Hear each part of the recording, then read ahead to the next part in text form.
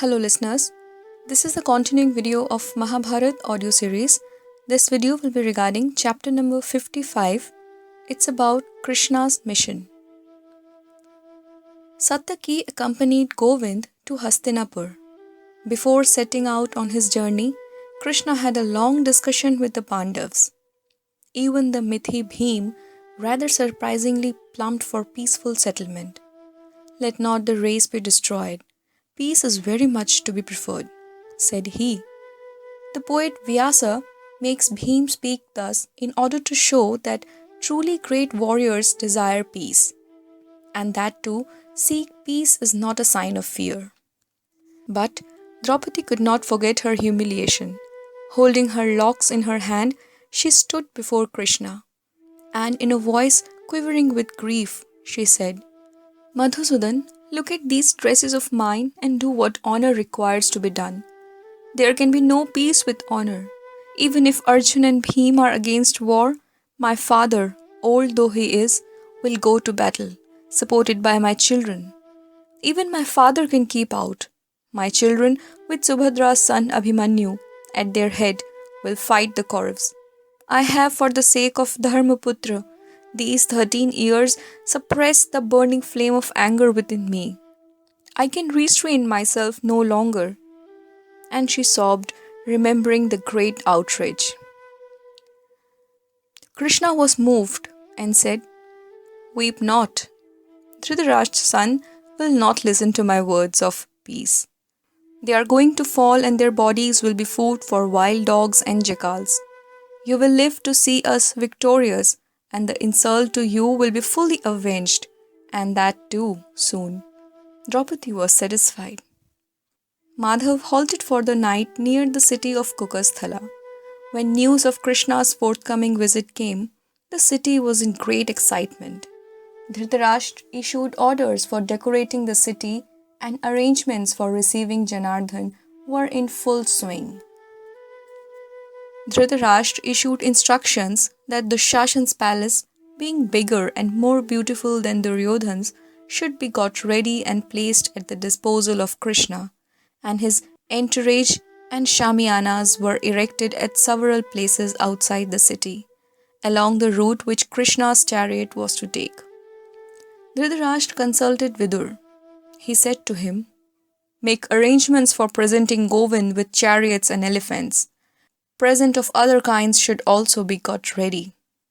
But Vidur said, Govind cannot be brought with presents. Give him that for which he is coming to the land of the Kurus. Does he not come for seeking a peaceful settlement? Make that possible. You cannot satisfy Madhav with other gifts.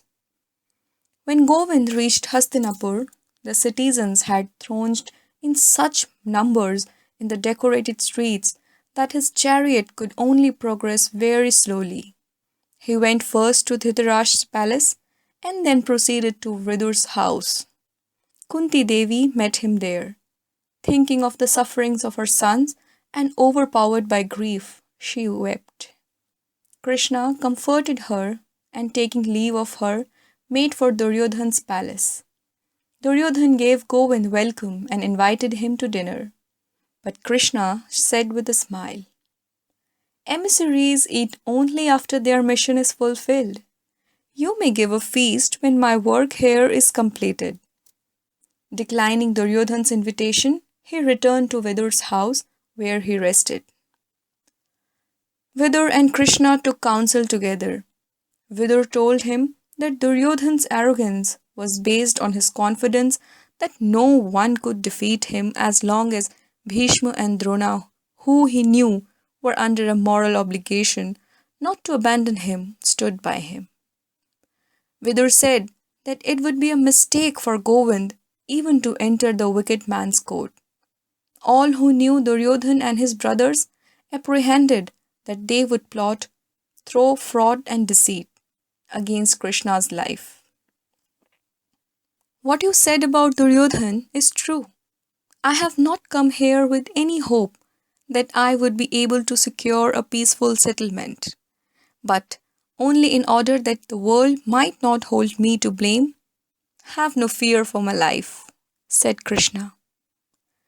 The next morning, Duryodhan and Shakuni came to Krishna and informed him that Dhritarashtra was waiting for him. Govind went to the court along with Vidur. As Vasudev came into the court, that great assemblage of kings stood up, saluting the elders with folded hands and with a word or a smile for the others. Krishna took his seat.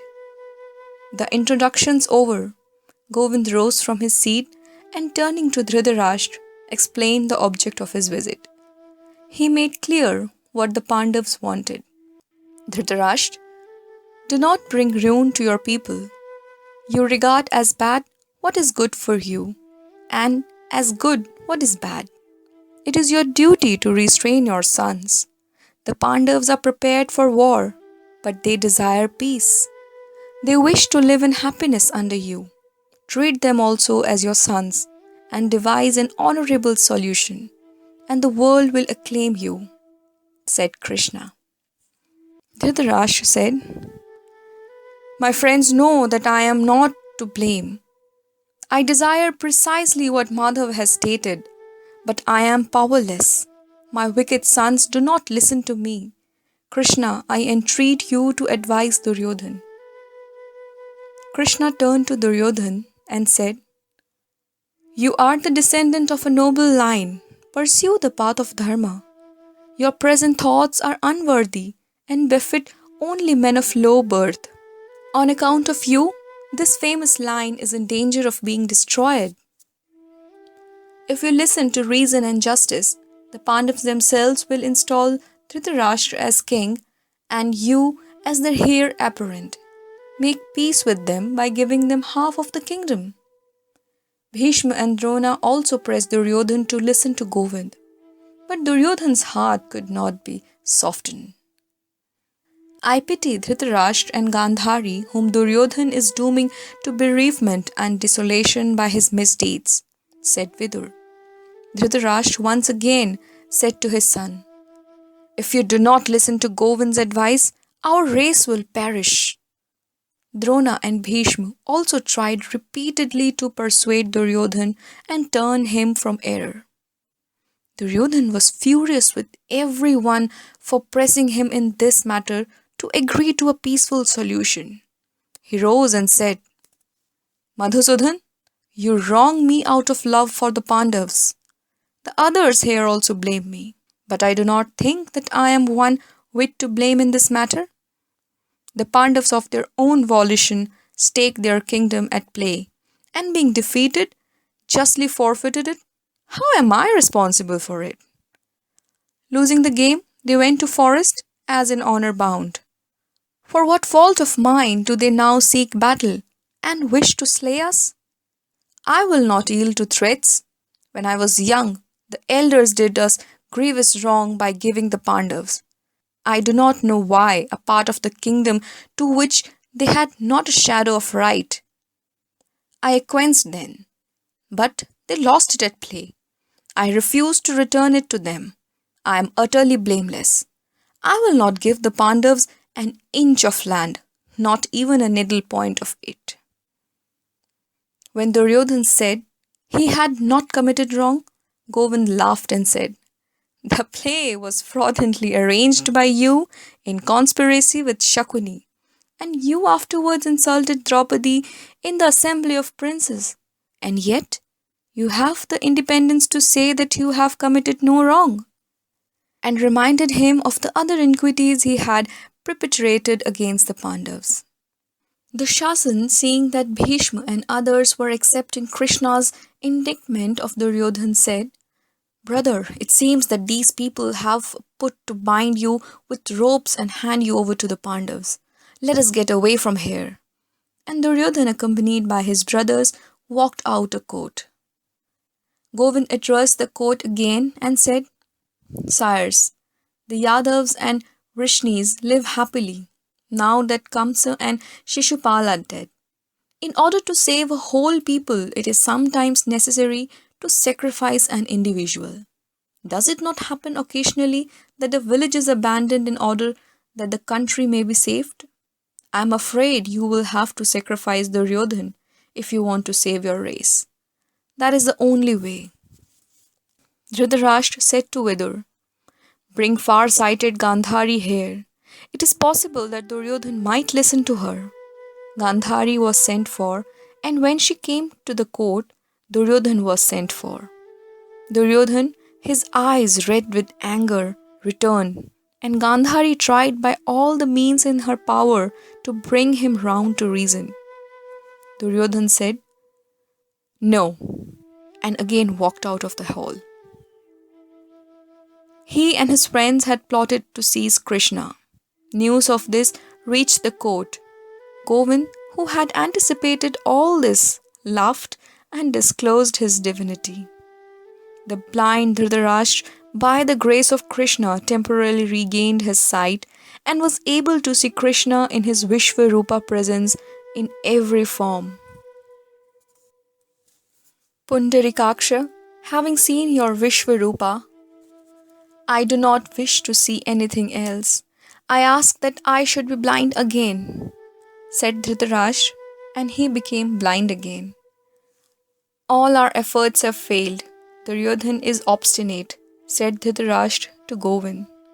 And Krishna rose and with Satyaki and Vidur on either side of him left the court. He went straight to Kunti. He told her what had happened, and she asked him to convey her blessings to her sons. The time has come, she said, for which a Kshatriya woman brings forth sons. May you protect my sons. A Kshatriya mother brings forth children to be sacrificed in war. Purushottam got into his chariot and sped towards Upaplavya. War became a certainty.